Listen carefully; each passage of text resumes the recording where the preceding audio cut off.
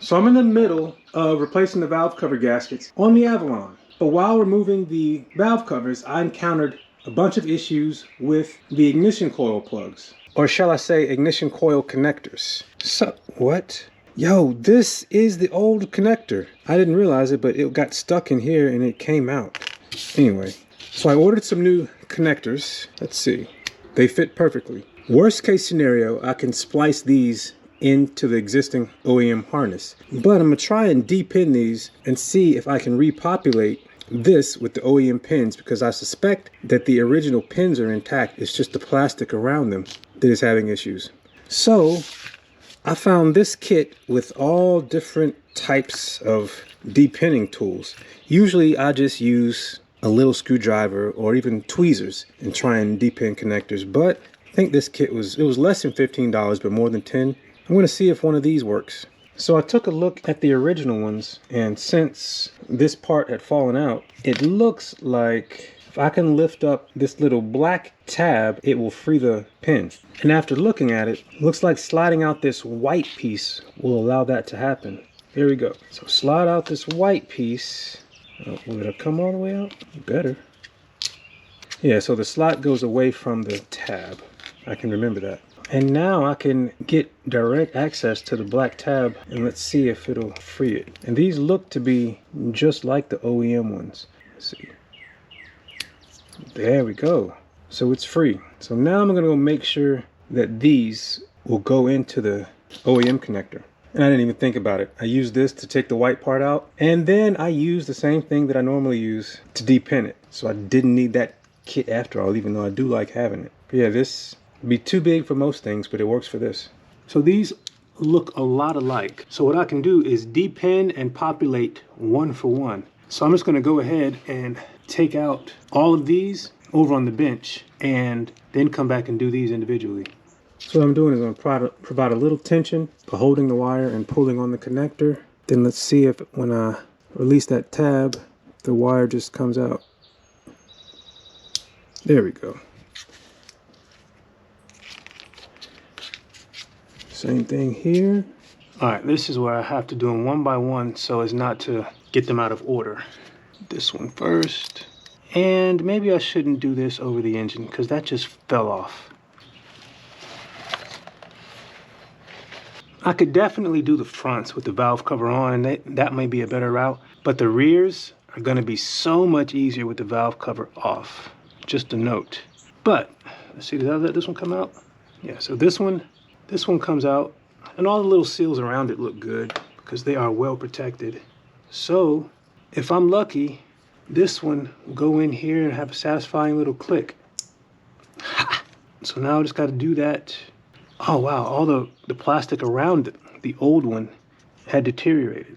So I just got to do that 3 more times.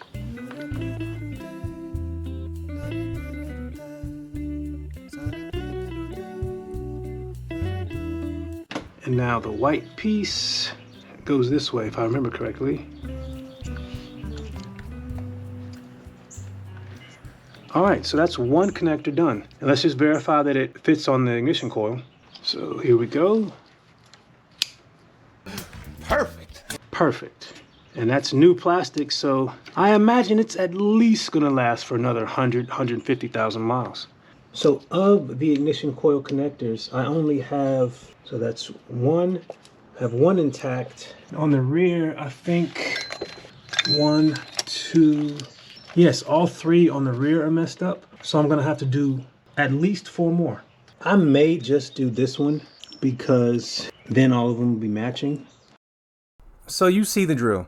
Depin the new connectors, depin the old connectors, repopulate the new connectors with the pins from the OEM connectors, and then you have a functioning connector again. Leaning over to do the ones on the rear side of the engine, I had to do it by feel because I couldn't see what I was doing, but it worked out. And the risks of doing it this way, I thought the little black pieces would be my concern, but no, I got to the last one and the white insert that holds the pins in fell out and I cannot see. Oh, I see it. But I cannot reach it. Are the kids still throwing around the insult smooth move X-Lax? Figure if I said that to my nephew, he had no idea what I'm talking about. So that is all new ignition coil connectors. And I'm gonna clean off the valve cover mating surface and get ready to install them.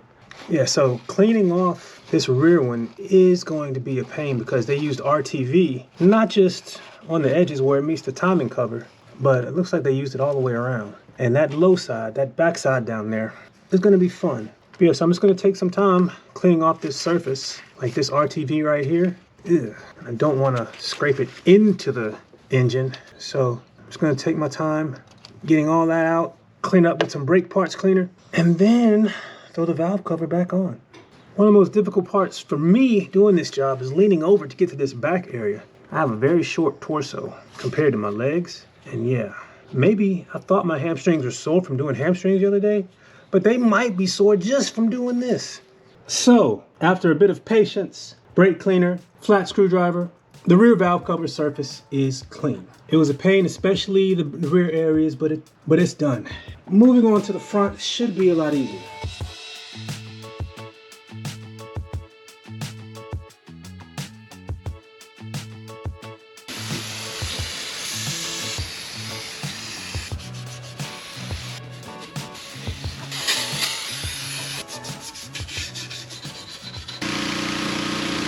So I've already taken off the main gasket. Now I'm taking off these little spark plug gaskets, and thinking it's easiest to kind of pop them out from over here. Let's see. Yeah, my camera overheated. What I was saying, you can pop them out this way. If they don't fall all the way out, they're almost all the way out. So you can just pull it out right here, like that. And now, oh. Now I just need to clean.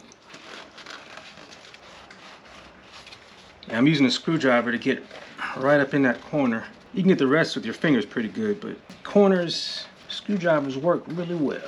Also a good time to wipe off these really good, because those are some O-ring seals, or I'll call it an 8-ring. Those are 8-ring seals. And this seal as well.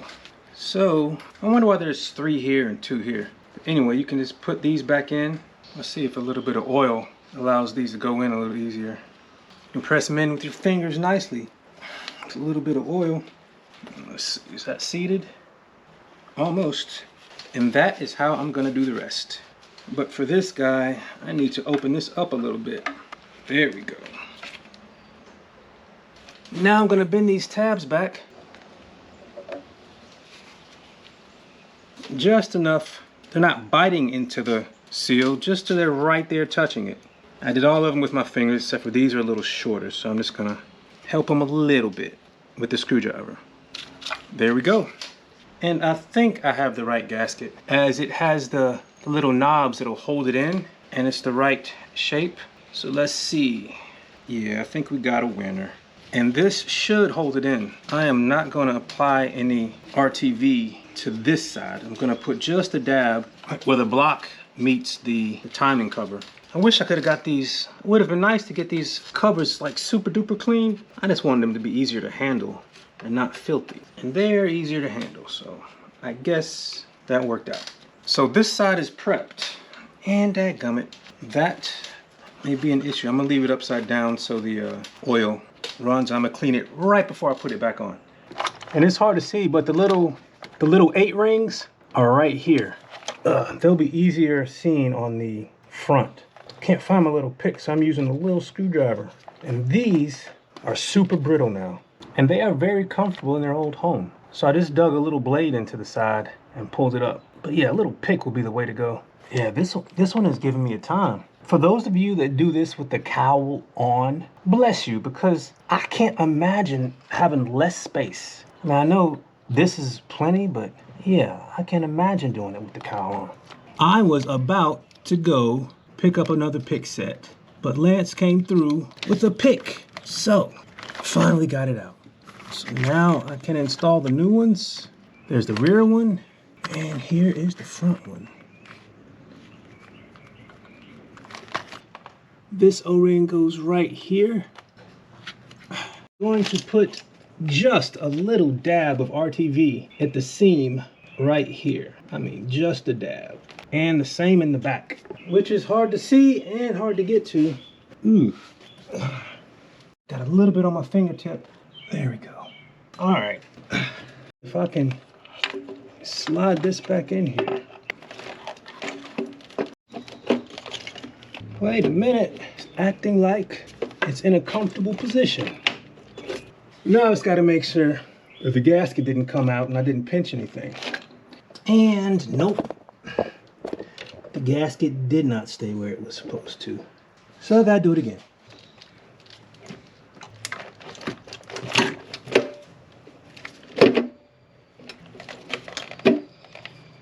Okay, now gasket check again.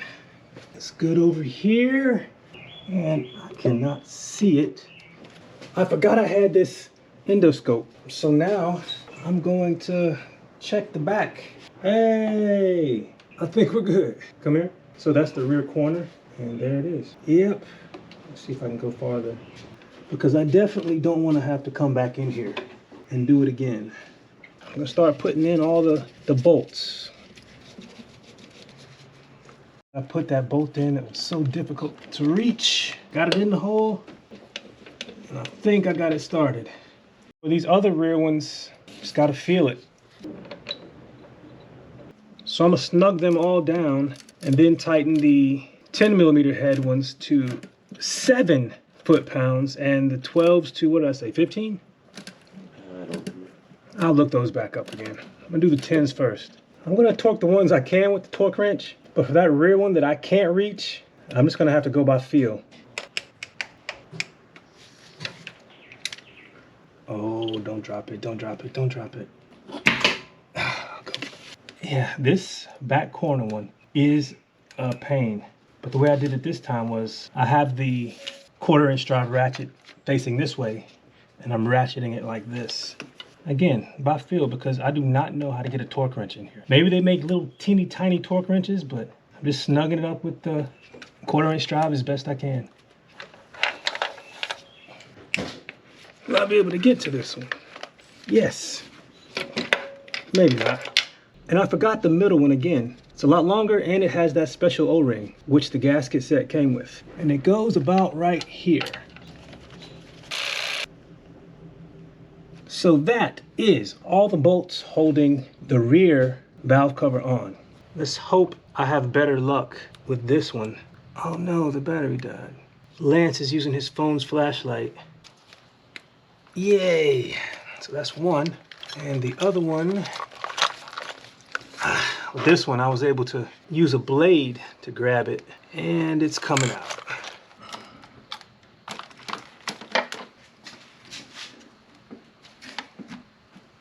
All right. Almost forgot the middle one again, but I didn't. There it is. I haven't torqued them down yet. I'll do that in the morning, but they're snug, the RTV set, and I can hit the ground running. Good night, y'all. In the next video, we replace the spark plugs, button everything up, and then drive it to see if any other codes pop up. If you would like to follow along, hit subscribe. If you would like to see the things we've already done to the Avalon, check out the playlist. Thanks for watching. Take care.